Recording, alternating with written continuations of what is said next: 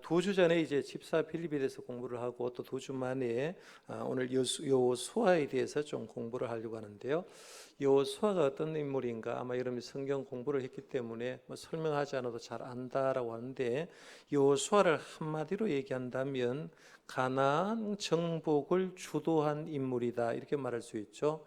모세는 이스라엘의 출애굽을 해서 모압 평지까지 인도한 사람이 모세라면, 요단강을 건너서 가나안 정복을 주도한 인물이 여호수아라고 볼 수가 있고, 이 여호수아는 자기의 맡겨진 일들에 대해서 최선을 다하는 책임감이 있는 사람이었습니다. 그래서 어떤 일을 맡겨뒀던 사람은 일을 맡겨놓은 불안한 사람이 있어요. 말은 예약해놓고 마무리가 잘 되지 않은 사람인데, 여호수아는 하나님께서 자기에게 주신 맡겨진 일을 책임감 있게 잘 감당해서 이 가나안 정복을 주도했던 그런 인물인데요. 오늘 여호수아에 대해서 좀 생각해 보면서 우리가 배울 걸 한번 생각해 보려고 합니다. 자, 그럼 이름의 뜻부터 한번 생각해 보려고 하는데요. 우리가 보통 여호수아라고 얘기를 합니다. 그렇죠? 여호수아라고 하는데, 이 여호수아라는 이름은 누가 지어준 이름이냐 하면 모세가 지어진 이름입니다. 모세가 이제 지어준 이름인데, 민수기 13장 16절에 보면 모세가 눈의 아들 호세아를 여호수아라 불렀더라라고 얘기를 합니다. 그러면 이 여호수아는 태어났을 때 부모가 지어진 이름이 뭐냐라고 말하면 뭐라고 해야 돼요? 호세아입니다라고 해야 돼요. 호세아입니다라는 뜻인데요. 호세아의 이름의 뜻은 구원이라는 뜻입니다. 구원이라는 뜻인데요. 민수기 13장 8절에 보면 가나안 정탐시에, 이 정탐시에 에브라임 지파에서는 눈의 아들 호세아가 정탐하게 되었다고 말하면서 에브라임 지파에서 눈의 아들 호세아요라는 장면이 나오고, 그 다음에 이어지는 말씀에 보면 모세가 눈의 아들 호세아를 여호수아라고 불렀다라고 했는데, 이 호세아라고 불린 그 사람을 모세가 여호수아라고 불렀다라고 합니다. 그래서 호세아는 구원이라는 이름의 뜻이고, 여호수아는 이름의 뜻이 뭐냐면 여호와는 구원이시다는 뜻입니다. 역시 말 뜻도 이제 호세아도 구원이고 여호수아도 가는데 야훼가 들어가죠. 그래서 여호수아인데 여호와는 구원이시다 이런 뜻이에요. 그 다음에는 신약에 오면 이 여호수아가 뭐로 바뀌었냐 하면 예수아라고 바뀝니다. 예수아라고 바뀌고, 우리가 흔히 얘기하는 대로 예수라고 나옵니다. 그래서 예수가 나오는데, 히브리어 여호수아를 신약으로 헬라된 이름이 뭐냐 하면 우리가 믿고 있는 예수님이죠. 예수님의 이름의 뜻은 뭐요라고 말하면 예수님의 이름의 뜻도 구원입니다. 그래서 우리를 죄에서 구원할 자입니다라고 얘기하는데, 그래서 호세아, 여호수아, 예수아라고 해서 이 호세아, 여호수아, 예수아, 예수는 연결되는데 전부 다 이름의 뜻은 같습니다. 구원이라는 이름의 뜻인데, 우리가 이제 여호수아를 공부하니까 여호수아는 어릴 때부터 태어날 때는 부모가 이름을 붙였는데 호세아라고 붙여줬고, 여호수아라고 이름을 붙인 사람은 누구라고 했죠? 모세가 붙여줬다라고 해서 모세가 붙여줬고, 여호와는 구원이시다는 뜻이고, 요게 이제 신약으로 오면 우리가 믿고 있는 예수님이라는 이름이 되는데 역시 구원자란 이름이 된다. 그래서 말씀을 쭉 연결하면 그런 거예요. 그래서 이렇게 연결되는 걸 좀 알았으면 좋겠고요. 두 번째 중요한 성경 구절을 쭉 얘기할 때 출애굽기 말씀부터 시작해서 히브리서까지 쭉 언급하면서 여호수아에 대해서 굉장히 많은 말이 나오는 걸 봅니다. 그래서 이렇게 언급되는 걸 보게 되고, 그거는 나중에 시간 되시면 여러분 찾아보시면 되겠고요. 세 번째로 이제 가족 배경을 좀 생각해 보려고 하는데, 우리 여호수아는 어디에서 태어났습니까? 라고 제가 이렇게 질문하잖아요. 우리 송주 집사님이 학교 선생님이라서 제일 앞에 앉았으니까 좀 질문을 해볼게요. 괜히 앉았다 싶죠? 여호수아는 어디에서 태어났어요? 이스라엘에서 태어났어요? 애굽 땅에서 태어났어요? 어디서 태어났어요? 한 번도 생각해 본 적이 없죠. 이스라엘 백성이 애굽에서 종살이를 할 때 430년 종살이 했잖아요. 그렇죠?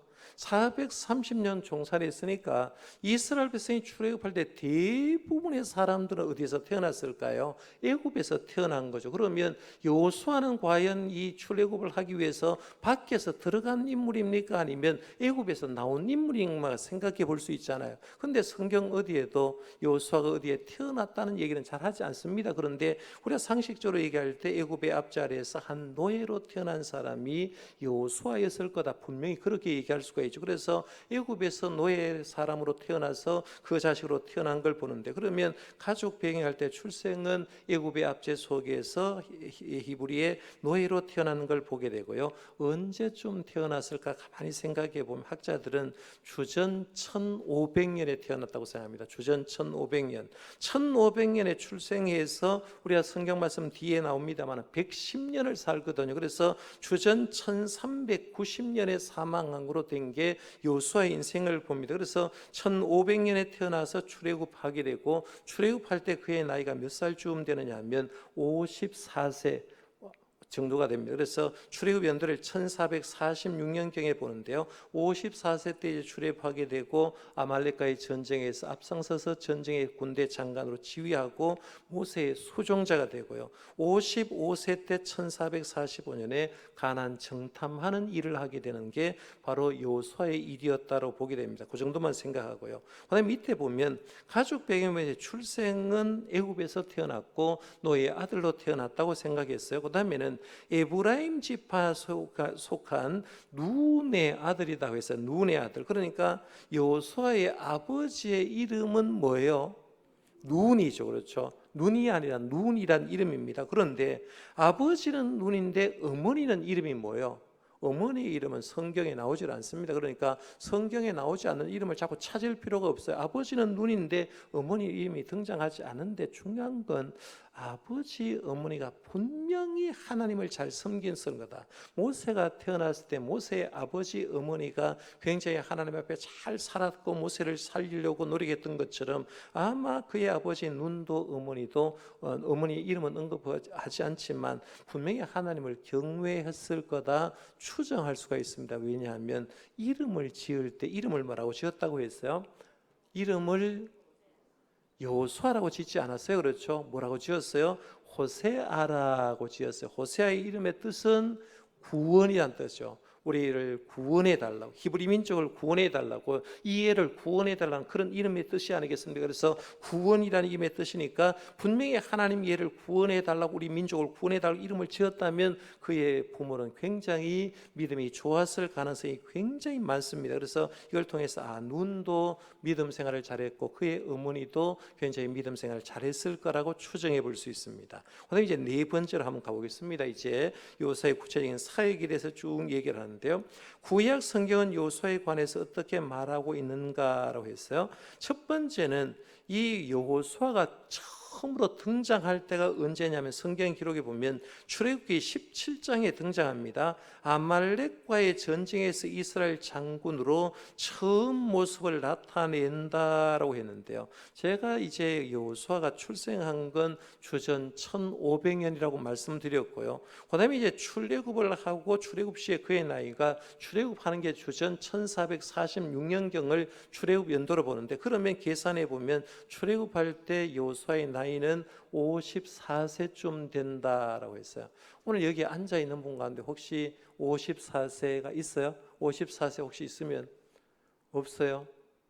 뭐 있어도 손 못 들겠죠. 지금 뭐라고 물을까 모르니까 걱정이 돼서 못 드는 거예요. 54세입니다. 54세. 근데 54세가 등장하는데 처음으로 장군으로 등장하잖아요. 지난번 모세를 생각할 때 아말렉과의 전쟁에서 우리 알듯이 모세는 아론과 훌과 높은 산에 올라가 가지고 기도에 손을 들었다고 했지 않습니까? 그렇죠? 기도에 손을 들 때는 전쟁에서 나가 이겼고, 기도에 손을 내렸더니만 전쟁에서 패해서 아론과 훌이 돌을 가지고 의자를 맞춰 놓고 손을 붙어 올렸더니만 일산에 나갔던 이 여호수아가 전쟁에서 승리를 했다라고 얘기하는데요. 요거는 사실은 한 팀을 얘기합니다. 그래서 전쟁으로 나간 여호수아와 이스라엘 군대도 중요하고 기도했던 모세와 아론과 훌도 굉장히 중요한 거예요. 그러니까 승리하는 곳에는 항상 합력하는 거예요. 여러분 개인도 마찬가지입니다. 내가 이제 개인적으로 어떤 사업을 해서 성공했다고 할 때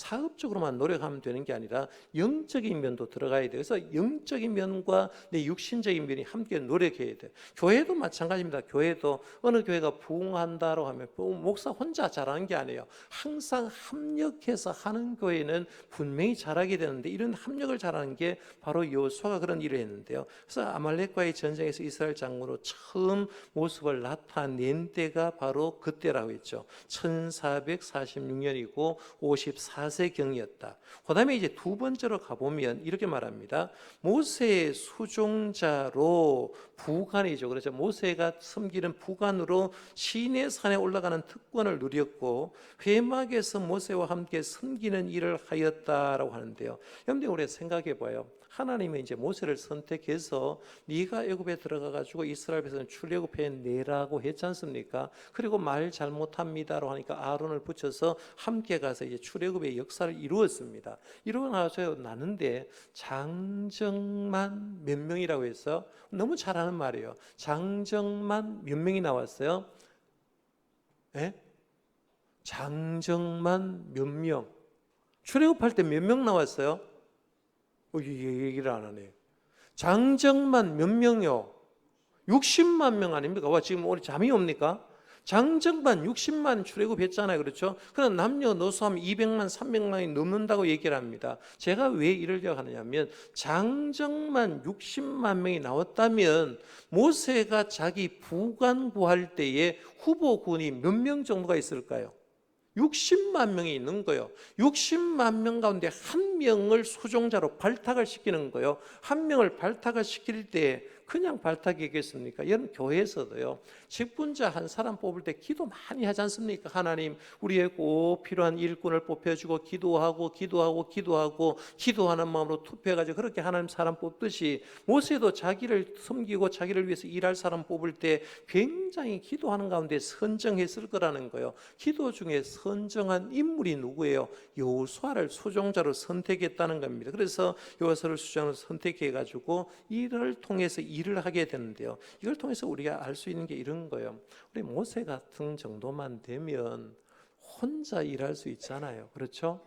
아론하고 둘만 하면 되는데 모세도 사람인지라 그를 도와주는 사람이 필요한 거예요. 도와주는 사람 필요해서 모세의 인격을 위해서, 모세의 육신적인 위원에서, 모세의 영적을 위해서 뭔가 옆에서 서포트해 주는 사람이 필요한 거예요. 그런데 사람은 말 그대로 사람 인자 그대로지만 누군가 도와주지 않으면 일을 못하게 됩니다.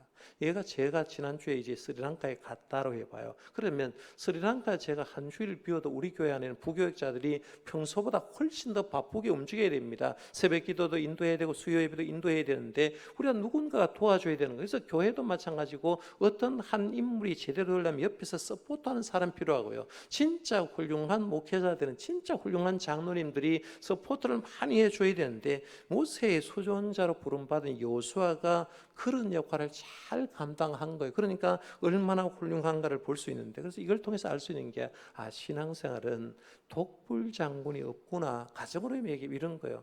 우리 남편이 교회에서 큰 일을 하려고 하면 부인이 안 도와주면 돼요, 안 돼요? 안 되죠. 장로님이 교회에서 예를 들어서 우리 교회에서 열심히 하려고 합니다. 그래서 평일날도 교회 와가지고 섬기고 일하려고 하는데 집에 있는 부인이 바가지를 빡빡 긁으면서 교회 가면 밥이 나오나 뭐가 나오나 하면서 막 한번 해보세요. 그러면 남편이 일하고 싶어도 하잖아요. 그러면 우리가 본인이 얘기를 할 때 당신 섬길 수 있는 기한이 얼마밖에 안 되니까 최선을 다하라고, 내가 도와줄 거만 기도해주고 후원해줄 거 옆에 서포트해주는 게 굉장히 중요하거든요. 그러니까 하나님 일을 하면서 서포트해주는 게 굉장히 필요한데 이게 바로 여호수아가 한 거죠. 그래서 여호수아는 그 막중야를 잘했는데 특별히 뭘 했냐면 두 가지를 했다. 하나는 시내산에서 올라가는 특권을 누렸다. 출애굽기 24장 13절에 보면 모세가 그의 보호와 여호수아와 함께 일어나 모세가 하나님의 산으로 올라가며 라는데 여호수아와 함께 일어나 모세와 모세와 함께 올라갔다. 그러니까 모세가 요 시내산에 올라갈 때 자기 부관도 함께 올라갔으니까 하나님의 놀라운 임재를 경험했을 거라는 거예요. 그 다음에는 출애굽기 33장 11절에 보면 사람이 자기의 친구와 함께 이야기함과 같이 여호와께서 모세와 대면하여 말씀하시며 모세는 진으로 돌아오나 눈의 아들 젊은 수종자 여호수아는 회막을 떠나지 아니하니라라고 말하면서 회막에 항상 근무하듯이 근무한 사람이 누구냐 하면 여호수아예요. 그러니까 여호수아는 뒤에 가보면 4번에 가보면 그런 말하죠. 사람의 성경 구절 한번 보십시오. 민수기 27장 18절에 보면 여호와께서 모세에게 이르시되 눈의 아들 여호수아는 그 안에 영이 머무는 자다. 영이 뭐예요? 성령님이 머무는 거죠. 하나님의 영이 머무는 거예요. 하나님의 영이 머물 수밖에 없는 이유가 뭐냐면 여호수아는 회막을 떠나지 않았어요. 항상 하나님의 임재하신 곳에 늘 계시니까 하나님의 영이 그와 함께하는 걸 보는데 우리가 성령 충만한 일도 마찬가지입니다. 여러분 신앙 떨어지는 거요 간단해요. 한 달만 교회 오지 말아 보십시오. 한 달만요. 한 달만 주일 섬기지 말고요. 한 달만 수요 예배 오지 말고 한 달만 새벽기도 오지 마세요. 그러면 목사라도요 믿음 뚝뚝 떨어져 버립니다. 그러니까 우리가 하나님의 전에 오는 거, 말씀 듣는 거, 기도하는 거, 찬송하는 게 우리 영성으로 얼마나 도움이 되는지 모르는데 이 모세의 수종자 여호수아는 바로 그런 역할을 잘해서 회막을 떠나지 않아서 모세와 함께 하나님을 섬기는 일을 했다는 거예요. 그다음에 세 번째 여호수아에 대해서 생각해 보면 여호수아가 이런 주 업적은 뭐냐 했을 때 에브라임 지파 대표로서 가나안 정탐에 참여한 것이고 갈렙과 함께 능히 가나안을 정복할 수 있다고 주장하며 하나님에 대한 확고한 믿음의 본을 보였다. 우리가 알듯이 12지파 대표가 12명을 뽑아가지고 40일 동안 정탐하라고 했잖아요. 40일 동안 정탐해가지고 에스골 골짜기에서 포도송이를 가지고 와서 보고하는 게 2명만 딱 긍정적인 보고를 했죠. 그 사람이 누구예요? 여호수아와 갈렙입니다. 갈렙이 보고하는데 이렇게 보고하죠. 거기 한번 읽어볼까요? 민수기 14장 6절에서 9절 말씀을 같이 한번 읽어봅니다. 시작. 그 땅을 정탐한 중 눈의 아들 여호수아 여분의 아들 갈렙이 자기들의 옷을 찢고 이스라엘 자손의 온 회중에게 말하 이르되 우리가 두루 다니며 정탐한 땅은 심히 아름다운 땅이라 여호와께서 우리를 기뻐하시면 우리를 그 땅으로 인도하여 들이시고 그 땅을 우리에게 주시리라. 이는 과연 젖과 꿀이 흐르는 땅이니라. 다만 여호와를 거역하지는 말라. 또 그 땅 백성을 두려워하지 말라. 그들은 우리의 먹이라. 그들의 보호자는 그들에게서 떠났고 여호와는 우리와 함께 하시느니라. 그들을 두려워하지 말라 하나. 아멘. 10지파 대표들은 하는 말이 가보니까 그들은 거인족이고 우리는 메뚜기 같은 존재입니다 라고 했어요. 그런데 여호수아 갈렙은 보고할 때 그들은 우리의 뭐라고 했어요? 우리의 밥입니다 했어요. 우리의 먹잇감입니다 했어요. 그러니까 우리가 충분히 올라갈 수 있습니다 라고 얘기해서 그렇게 얘기한 걸 보게 됩니다. 그러니까 이 말씀을 가만히 보면 여호수아 갈렙 속에는 믿음이 들어있고 믿음이 주는 긍정의 힘이 들어있는 거예요. 하나님이 지금 살아계시는데 하나님이 우리와 함께 하시는데 하나님이 지금 가나안 땅으로 올라가라고 명령하시는데 우리가 거기에 못 올라갈 일이 뭐 있냐고 얘기하면서 긍정적인 믿음의 반응을 보입니다. 그러니까 결국에는 우리가 알듯이 20세 이상으로 출애굽한 사람 가운데는 가나안 땅에 들어간 사람이 몇 명이에요? 2명밖에 없었다라고 잘 알고 있습니다. 모세도 하나님께 말 들었지 않을까 못 갔지만 여호수아 갈렙만은 50세에 출애굽했지만 가나안 땅에 들어갈 수 있었다. 왜냐하면 믿음으로 하나님께서 상급을 주는 거죠. 네가 그런 믿음이 있기 때문에 네가 그 길에 들어가라라고 얘기한 거예요. 우리가 믿음 생활하면서요 이렇게 생각하셔야 돼요. 나는 긍정적인 믿음 생활하는가? 나는 부정적인 믿음 생활하는가? 그런데 긍정적인 믿음 생활하는 사람은요 삶의 환경이 긍정으로 변하는 줄 믿으시길 바랍니다. 부정적으로 생각하는 사람은요 그 사람의 삶은 항상 부정적인 것밖에 안 돼요. 지금도 여러분 교회 가면 교회 성장에 대해서 얘기를 해도 교회가 요즘 부흥합니까? 라고 물으면 대부분 95%의 교회는 대답을 할 거예요. 교회 부흥하지 않습니다 라고 얘기해요. 코로나 3년 어간 지나면서 교회가 어떻게 되었습니까? 물으면 95% 목사님이나 성도들이 하는 말이 코로나 3년 어간 지나면서 교회가 다 줄었습니다라고 얘기를 할 겁니다. 저는 그런데 그런 말 합니까 안 합니까? 코로나 지나도 아무 걱정 없습니다. 왜? 하나님이 지켜주는데, 하나님이 우리에게 축복해 줄 건데 뭐 그래 걱정하냐고. 사실은 통계적으로 봐도 그렇고 교인 수를 봐도 그래요. 코로나 아무런 영향을 받지 않았어요. 왜냐하면 우리가 코로나 시대에 어떻게 여름 보냈지 모르지만 우리 교회에서는 주먹밥을 주고 했잖아요. 주먹밥을 주고 교회 안에서는 밥 먹지 말라고 했지만 주차장에서 먹으면 괜찮으니까 주차장에 가서 먹고 예배 드려보자고. 왜 하나님이 이를 그렇게 겁내냐고 이렇게 했는데, 그 결과로 얻은 게 뭐냐면 하나님이 코로나 3년 어간 지나가면서도 이런 복을 주신 거예요. 그래서 우리가 마음속에 믿음이 있는가 없는가 하는 거는요 굉장히 놀라운 일입니다. 그래서 해외에 여러분 가가지고 이제 스리랑카 성전 봉헌식 한다고 지난주에 이제 9명 쭉 갔다 왔습니다만은, 우리 교회에서 해외에 진 게 69개의 배당을 봉헌했다고 제가 말씀드렸잖아요. 그리고 나서 제가 지난주에 말씀드려서 이제 헌금 좀 그만했으면 좋겠다, 밀려 있습니다 라고 했어요. 그런데 예배 마치고 또 내려가니까 저를 찾아와가지고 또 헌금하겠다는 거예요. 사람 환장하는 겁니다 이게요. 예?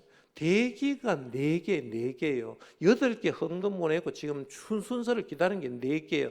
자칫 잘못하면 지금 여러분 당대에는 이제 못 지을 가능성이 굉장히 많습니다. 왜냐하면 하나님의 일이 막 진행되고 있거든요. 그런데 제가 보면서 그런 거예요. 우리가 하나님의 일을 믿음으로 할 때는 하나님이 복을 내려주는 줄 믿으시길 바랍니다. 우리 하나님이 일을 할 때 해야 되는 거예요. 그래서 돌아서 보면 우리가 이제 선교 얘기를 나왔습니다. 처음에는 우리가 캄보디아 우물 파는 것부터 시작했지 않습니까? 우물 많이 팠습니다. 우물이 변해서 이제 예배당으로 바뀐 거예요. 예배당으로 하는데 하나님 일을 했는데 나중에 보니까 하나님이 이렇게 놀라운 축복을 준다라고 생각하는데요.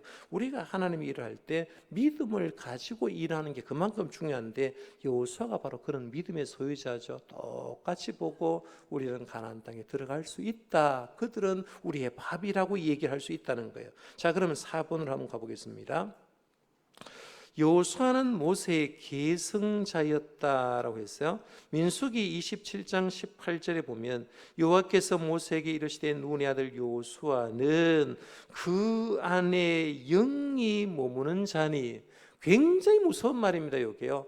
우리가 성도를 보면서 저 사람 보면서 얍사부리하게 보는 사람도 있고요. 어떤 사람은 하나님 앞에 기도를 많이 하고 하나님 앞에 반듯하게 서 있으면요 옆에 사람 접근을 못합니다. 왜? 저 사람은 하나님 함께 하는 것 같은데 괜히 건드렸다가 내가 죽을 것 같거든요. 그러니까 하나님의 영이 가득한데 그 안에 영이 머무는 자니 너는 데려다가 그에게 안수해서 너의 뒤를 이어서 계승자를 만들어라 라고 했어요. 여기에 말씀해 보면 신명기 34장 9절에 보면 여호수아에게는 뭐가 있다고 얘기를 하냐면 그에게 지혜의 영이 충만하여라고 했어요.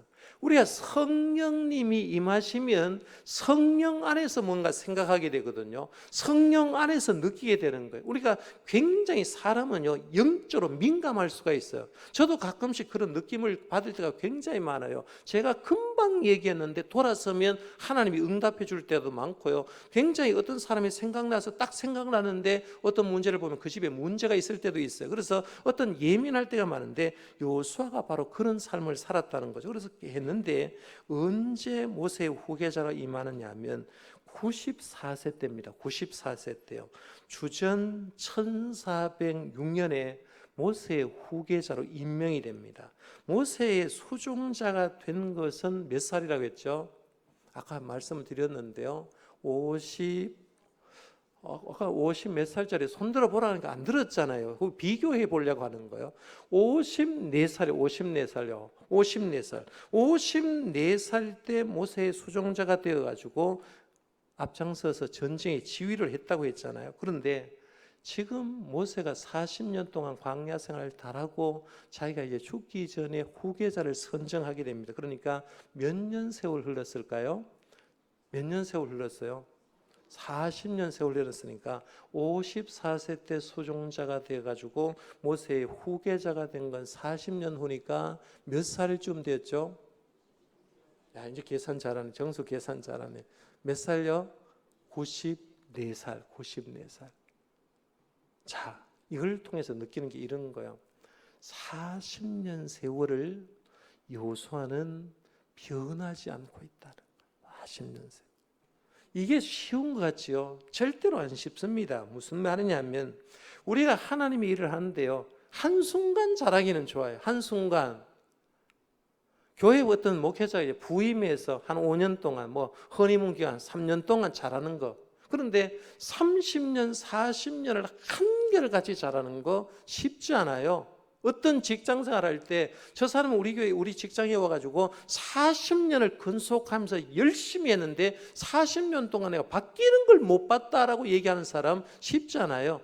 교회 생활도 여러분 보십시오. 여러분 교회를 섬긴데 내가 장로님으로서, 내가 안수입사로서, 내가 권사로서 섬긴 걸 횟수를 쭉 한번 파악해 보십시오. 그러면 오늘 조영희 권사님 기도했는데, 권사님 권사된 지 얼마 됐어요? 몇 년 됐어요? 예? 예? 2년 반. 2년 반. 아직 권사라는 게 안 말랐네, 그죠? 2년 반. 그런데 한번 잘 생각해 보는 거예요. 권사된 지 2년 반 됐는데 2년 반 전과 2년 반 후의 내 모습이 변화되었냐, 아니면 초지일관으로 한결같이 변하지 않느냐, 잘 보면 대부분의 사람은요 변합니다. 믿음이 식어가실 가능성이 있어요. 물론 좋게 변할 수도 있어요. 그런데 모세를 가만히 보니까 느끼는 게 뭐냐면 40년 전이나 54세 때나 94세 때나 40년 동안 모세를 따라다녔는데 변하지 않더라는 거죠. 한결같다. 이런 걸 가지고 한결같다라고 얘기합니다. 그러니까 하나님이 이 사람을 왜 쓰셨을까라고 생각해 보면 40년 동안 변하지 않는데 이 사람을 하나님이 안 쓸 일이 없는 거예요. 그런데 우리 교회는 어떻습니까? 교회는 예를 들어서 이제 우리 항존지 투표를 한다. 내가 장로가 돼야 되는데 장로 안 된다라고 딱 했을 때 열심히 하다가 내가 장로 투표에 안 됐어요. 그러면 되든 안 되든 내가 꾸준하게 똑같이 섬기면 하나님이 인정하지 않을까요? 그런데 사람은 어때요? 얼마 지나면 봉사하는 거 다 내놔버립니다. 아이고 사람도 안 알아주는데 내가 이가 뭐 할 거냐라고 얘기하는. 그런데 한 교회 꾸준하게 20년, 30년, 40년 하면 하나님도 알고 사람도 다 알게 되는 거. 이런 모습이 필요하다는 거예요. 우리 하나님을 섬기면서 목회자부터 중직자가 모든 성도가 이렇다면 얼마나 좋은 교회 되겠어요. 그래서 여호수아는 바로 모세의 계승자가 됐는데 40년 동안 변하지 않더라는 거예요. 자, 그럼 뒤로 넘어가서 보겠습니다. 5번째입니다. 여호수아의 소명과 위임에 대해서 생각하는데, 이제 모세가 죽은 다음에 후계자로 사역한 얘기가 나옵니다. 그래서 1405년경에 95세부터 이제 드디어 사역이 시작되는데요. 그의 사역이 뭐 했냐라고 보면, 첫 번째는 여호수아는 모세의 죽음 후에 후계자로 사역하게 되었다. 여호수아의 일은 이스라엘 자손을 가나안 땅으로 인도하는 것이었다. 여러분, 이게 쉬운 일이에요, 아니에요? 근데 구역장 한번 예를 들어서 구역 식구 몇 명입니까? 라고 말하면 구역 식구 내 10몇 명밖에 안 됩니다. 이 신원집사는 구역 식구가 몇 명이에요? 수요 예배 못 나오겠죠. 자꾸 물으니까. 구역 식구요 10명, 20명 돼도요 구역장 하려면 속 터집니다. 말도 지질이 안 들어요. 잘 듣는 구역 혹시 있어요? 그런데 잘 듣는 구역 속에도요 문제 하나 항상 있어요. 예수님이 12제자 가운데 가룟 유다가 있었는데, 도마가 있었는데 당연히 있어요. 그러니까 지도자가 되는 건 참 어렵습니다. 그런데 여호수아는 장정만 60만 1730명이거든. 출애굽할 때는 60만 3550명이 출애굽해서 60만 1730명이 가나안 땅에 들어가거든요. 그런데 장정만 60만 명이 이 300만을 데리고 요단강을 건너서 가나안 땅에 들어가는 거 쉽지 않은데 그 일을 감당한 거예요. 그다음에 두 번째는 여호사를 부를 때 여호와는 그에게 그 땅을 소유를 약속했죠. 네 발바닥, 오늘 본문 말씀 보죠. 너희의 발바닥으로 밟는 곳을 내가 주겠다는 거예요. 우리가 네가 노력하는 곳에, 네가 밟는 곳에 내가 그 소유를 주겠다는 거예요. 그다음에 세 번째, 부르심 속에 하나님의 여호와께 완전한 확신을 주었다. 그래서 네가 내 말만 들으면 대적자가 없을 거다 했어요. 너와 함께 있을 거다. 그 다음에 네 번째는 1장에서 여호와는 강하고 담대해지라는 말씀을 4번이나 듣는데, 첫 번째는 그 땅을 얻기 위해서 6절에 듣고요, 율법을 다 지켜 행하기 위해서 강하고 담대하라고 했고, 7절에 하나님이 여호수아에게 계속해서 확신을 주시면서 강하고 담대하라고 9절에 줬고, 그 다음에 18절에 보면 백성이 순종을 맹세하면서 여호수아에게 강하고 담대하소서라고 했다는 거예요. 오늘 우리가 신앙생활하면서 늘 조심해야 될 게 이런 거예요. 세상은 갈수록 혼돈스러울 겁니다. 그렇죠? 교회도 갈수록 좋은 소리보다는 안 좋은 소리가 나올 거예요. 세상은. 그러나 여러분 하나님 앞에 잡혀 있으면 하나님 안에서 여러분 담대하게 사시길 바랍니다. 내가 하나님 앞에 서 있는 한은 하나님이 나와 우리 교회를 지켜주는 줄 믿으시길 바랍니다. 이 확신 속에서 사시라는 거예요. 이 여호수아가 그 얘기하는 거예요. 그 다음에는 다섯 번째, 여호수아의 성공의 비결은 8절에 있습니다. 8절 말씀을 우리 같이 읽어볼까요? 시작. 이 율법책을 네 입에서 떠나지 말게 하여 주야로 그것을 묵상하여 그 안에 기록된 대로 다 지켜 행하라. 그리하면 네 길이 평탄하게 될 것이며 내가 형통하리라. 아멘. 여호수아의 성공 비결은 말씀대로 해라. 말씀대로, 말씀을 떠나지 말게 하고 주야로 묵상하고 말씀대로 살며, 쉽게 말하면 신앙과 행위를 말씀 속에 두면 네 성공한다는 거죠. 오늘 우리들의 신앙도 마찬가지예요. 이론적인만은 아니에요. 실천적인 면도 말씀이 날 움직여야 돼. 그러면 그 사람은 신앙에서 성공하는 거예요. 자, 그럼 여섯 번째로 가봅니다. 여호수아 1장 말씀 이제 생각했고요. 그 다음에 여섯 번째는 2장부터 24장까지인데 여호수아의 사역입니다. 이스라엘 백성을 가나안 땅으로 인도하였다 했는데, 첫 번째 2장에서 11장까지는 가나안 정복 전쟁의 지도자 일을 하죠. 여리고성을 정탐한 얘기 읽어보면 재미있죠. 요단강을 도하하는 것, 그 다음에 정복한 얘기, 남부, 북부, 그리고 그 가나안 땅을 점령한 얘기 읽어보면 굉장히 실패할 때도 있었지만 점령하는 재미난 얘기 나오고요. 그 다음에 13장부터 19장에 보면 가나안 땅을 12지파에 분배합니다. 제비를 뽑아서 분배하고, 그 다음에 19장에 보면 여호수아는 에브라임 산지에 있는 딥나세를 분배받았다. 그래서 지도자라고 해서 특별 대우를 하지 않았습니다. 그래서 평범하게 똑같이 했고요. 그 다음에는 20장에서 21장에는 신앙의 중심지 도피성을 지정하면서 너희가 어려움이 있을 때 도피성으로 이렇게 가라는 그런 내용이 나와요. 그 다음에 다섯 번째는 22장에서 24장에는 12지파의 단결을 위해서 노력할 걸 얘기하는데, 그 중에 유명한 게 이제 23장, 24장으로 쭉 넘어가면 고별 메시지가 나옵니다. 설교를 하는데요.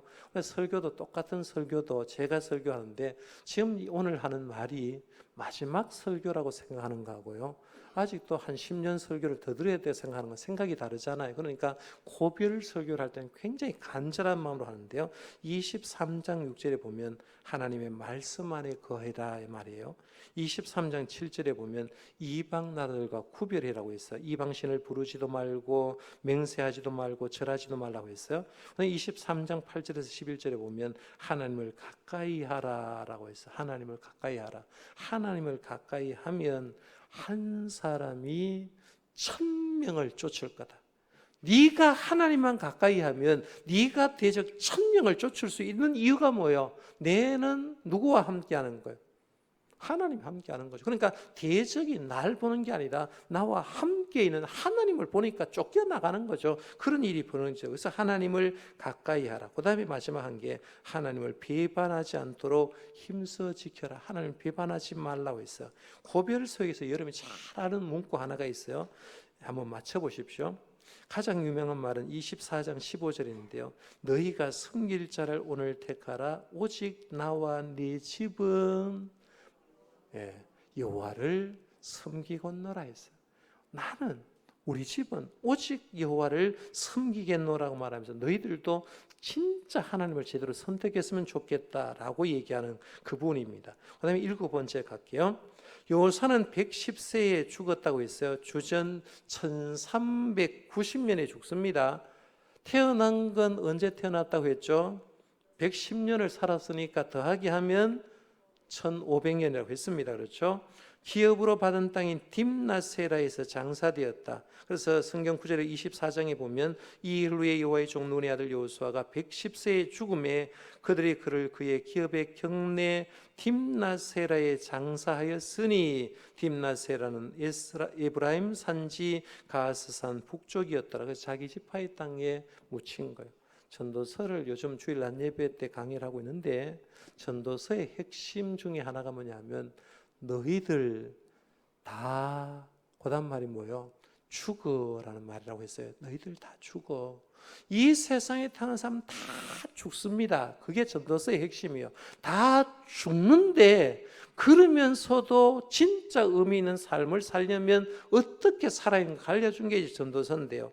이 여호수아도 죽었어요. 그렇죠? 110세에 죽었습니다. 모세는 120세에 죽었어요. 다 죽었는데 그로 통해서 남긴 업적들은 엄청나게 나는 거예요. 그러면 오늘 우리들도 마찬가지예요. 우리도 다 죽어요. 언제 죽을지는 몰라요. 어디서 죽을지도 모른다고 했잖아요. 죽음의 3원칙, 우리는 모두 다 죽는다. 언제 죽을지도 모르고 어디서 죽을지 모른다고 제가 말씀드렸어요. 그런데 중요한 건 그걸 아는 사람이라면 죽기 전에 죽음 이후에 갈 천국을 미리 준비하시라는 거죠. 여기에서 죽기 전에. 그러면 뭔가 의미 있는 일을 할 수 있다는 거예요. 자, 그럼 5번째 가보겠습니다. 오늘 배울 수 있는 교훈은 무엇인가? 첫째입니다. 여호수아는 이상적 후계자의 훌륭한 본보기입니다. 모세의 뒤를 잇는 거예요. 교회도 마찬가지입니다. 교회도 진짜 목회자를, 후계자를 잘 세워서 대를 잘 이으면 좋겠는데 대부분 교회가 진짜 어렵습니다. 후계자를 잘못 세울 때 있는데 여호수아는 이상적인 후계의 훌륭한 본보기였고, 이것은 지도자가 되는 것보다 더 큰 은혜를 받은 것이다 했어요. 그래서 후계자가 잘 되었고, 2번째, 여호수아는 모세의 수종자였지만 근본적으로 처음부터 하나님의 종이었다. 그러니까 쉽게 말하면 수종자 되고부터 하나님 잘 섬긴 게 아니라 이미 하나님의 종이었다는 거죠. 하나님의 종이었으니까 수종자로 뽑아주고 후계자로 뽑아줬다는 거죠. 근본은 하나님의 종이었다는 겁니다. 그다음에 3번째입니다. 여호수아는 그의 생애 가운데 자기를 나타내지 않았습니다. 지도자가 제일 중요하게 여긴 게 자기를 나타내면 안 되는데, 여호수아가 그렇게 큰 일을 많이 하고도 자기가 대단하다고 얘기한 적이 없습니다. 평범하게 땅 분배받고 평범하게 자기 지파에 죽는 걸 봅니다. 그다음에 4번째입니다. 모세가 죽은 후에 여호수아는 그의 뒤를 이어 지도자가 되었다. 그 후 그는 자신의 지도자이신 하나님과 더 밀접한 관계가 되었다. 그럼 이해가 가십니까? 여기요. 무슨 말이냐 하면 지금 여호수아가 모세의 뒤를 이어서 지도자가 되었습니다. 지도자였는데 지도자가 되었다고 자기 마음대로 한 게 아니라 나의 지도자가 계시다는 거죠. 그 지도자가 누구예요? 하나님입니다. 날 지도하신 하나님과 더 밀접하게 되었다. 밀접하게 됐다. 이건 우리가 뭘 얘기하느냐 하면 이런 거예요. 우리 교회도 지도자가 있지 않습니까? 제가 교회 지도자예요. 그러면 제가 우리 교회 와가지고 담임 목사를 하고 위임 목사를 해서 교회를 23년째 섬기고 있다고 해서 하나님의 지도를 안 받으면 교회는 꼬라지가 안 되는 겁니다. 교회 모든 장로님도 안수입사님도 권사님도 마찬가지요. 내가 지도자라고 얘기하면 지도자 잘 하려고 하면 하나님과 관계가 잘 돼야 됩니다.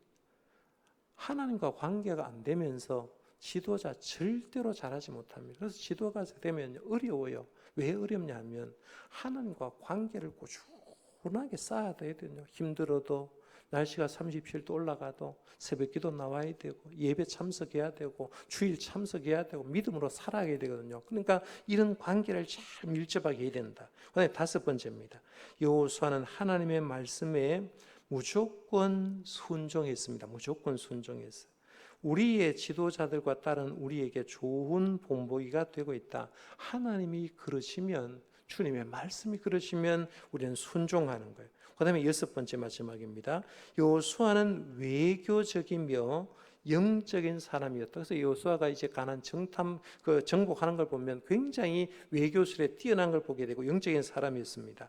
그가 이스라엘에서 그 땅을 소유하라고 말한 것 같이 우리도 그리스도 안에서 우리가 소유할 바 모든 것을 소유해야 할 것을 가르쳐 주고 있다고 하는데, 이게 무슨 말이냐면 우리가 영적으로 누릴 것들이 많거든요. 그래서 신앙생활은 어려움만 있는 게 아니라 신앙 안에서 누리고 즐거워하고 하나님 기뻐하는 일들이 많은데 그것을 우리가 누릴 수 있는 건 누려야 된다 하는 겁니다. 그래서 오늘은 여호수아에 대해서 쭉 생각해 보면서 저와 여러분도 하나님을 일을 하는 지도자라고 생각하면 여호수아를 닮아가려고 부단히 노력해야 되고요. 제가 오늘 느끼는 건 이런 거예요.